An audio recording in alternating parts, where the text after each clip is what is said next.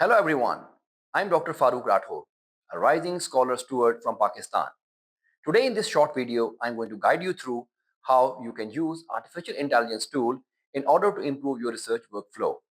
The aim is to enhance your creativity, not to replace it.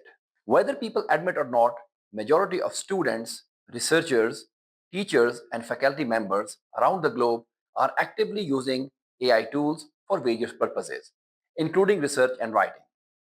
We need to understand what is the right way of integrating these AI tools in your research workflow so that it only enhances your creativity and does not replace your critical thinking. I'll give you a couple of examples that you can integrate in your research workflow. You can use AI tools to create unique research ideas. Many young researchers struggle with creating research questions. These AI tools can help you create answerable research questions from vague ideas. You can use this AI tool to do a literature search. They can identify the literature gaps, the research gaps, and they can help you convert that vague question into an answerable research question. But you will be held responsible for the final output, and that's a good idea to discuss every output with your supervisor or with your teacher. AI tools can streamline the literature search process. They can identify articles, they can help you create research strings and recommend appropriate keywords that you can use.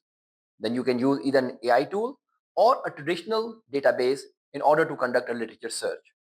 And once the literature search is conducted, you will have a lot of articles at your hand. And obviously, you have to quickly scan those articles. Again, this AI tool can help you summarize those articles, identify the insights in those articles, and probably recommend which are the articles that you should be reading first of all.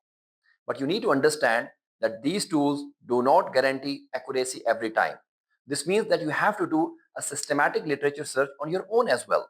And many a time you have to verify the output in order to avoid any embarrassment. Once your article literature search is complete, you can use these tools in order to create outline for your manuscript. This tool can help you create outline and content for your manuscript. They can help you create paragraphs.